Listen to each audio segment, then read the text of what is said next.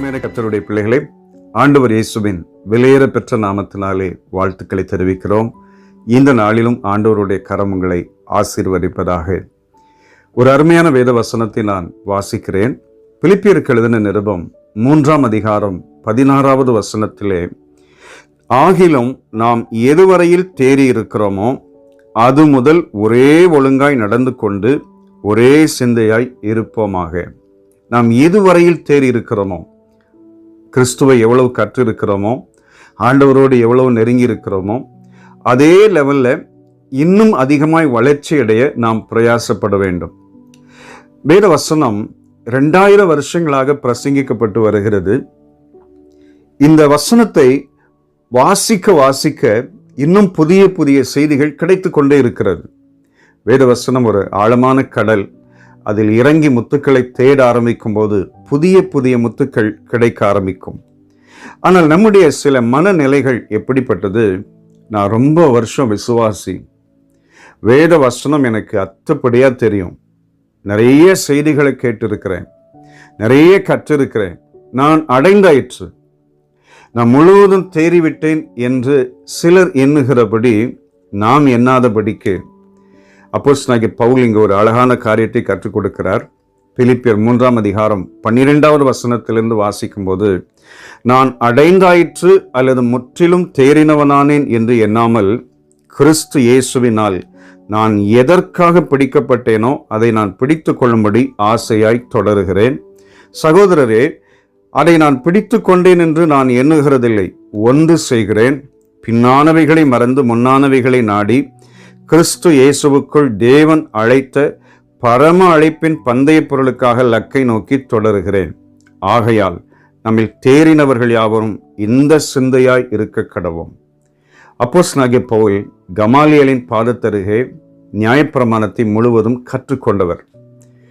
ஒரு தேறின ஒரு மனுஷன். அவரை கொண்டு கர்த்தர் பலத்த காரியங்களை செய்தார். தேவன் அவரோடு கூட இருந்தார்.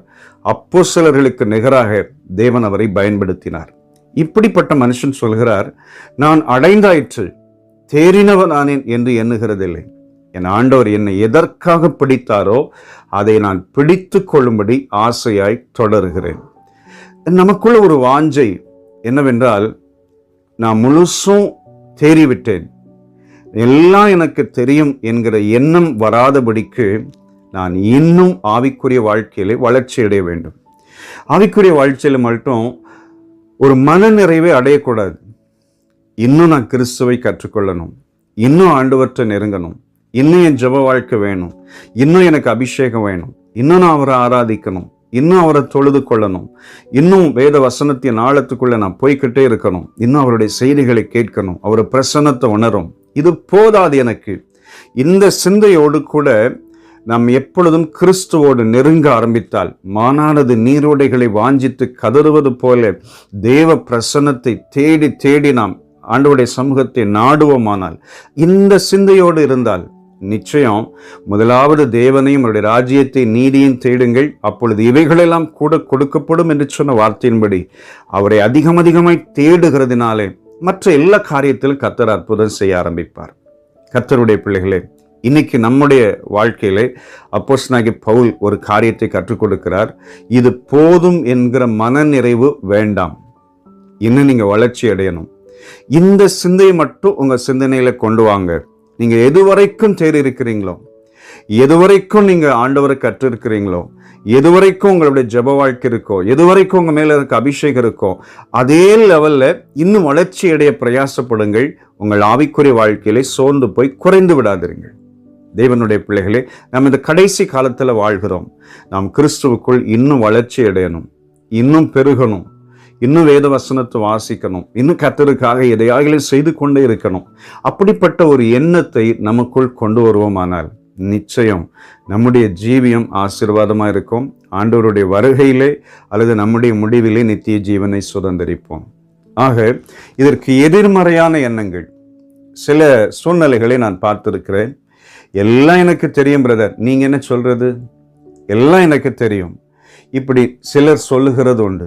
நாம் அப்படி சொல்லாதபடிக்கு நாம் இன்னும் கிறிஸ்துவை கற்றுக்கொள்வோம், இன்னும் ஆண்டவரை அறிந்து கொள்வோம், இன்னும் ஆண்டவரோடு நெருங்க ஆரம்பிப்போம். இந்த நாளை அதற்கு பிரயோஜனப்படுத்துவோம். ஒரே சிந்தையாய், ஒரே ஒழுங்காய் கிறிஸ்தவ ஜீவியத்திலே பரிசுத்த ஆவியானவரோடு கூட சேர்ந்து நடப்போம்.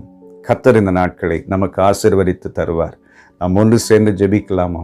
அருமை பிதாவே, இந்த நல்ல நாளுக்காய் ஸ்தோத்திரம். அப்போஸ்தலனாகிய பவுல் கற்றுக் கொடுத்தது போல ஒரே சிந்தையாய், ஒரே ஒழுங்காய் நடந்து கொண்டு எல்லாவற்றிலும் நாங்கள் கர்த்தரோடு கூட நெருங்கி ஜீவிப்பதற்கு, ஆவிக்குரிய வாழ்க்கையில வளர்ச்சியடைவதற்கு எங்கள் இருதயம் பிரயாசப்பட உதவி செய்யுங்க. முதலாவது தேவனையும் உடைய ராஜ்யத்தையும் எங்கள் இருதயம் தேடிக்கொண்டே இருக்கட்டும். உம்முடைய அபிஷேகத்திலே, ஜெப வாழ்க்கையிலே, உம்மோடு நெருங்குவதிலே வளர்ச்சியடைய உதவி செய்யுங்க. அப்படிப்பட்ட நினைவுகள் எங்கள் உள்ளத்திலே, சிந்தனையிலே இருக்கட்டும் அப்பா. இயேசு இரட்சகர் நாமத்தில் வேண்டிக் கொள்கிறோம் பிதாவே. ஆமென், ஆமென். God bless you. Amen.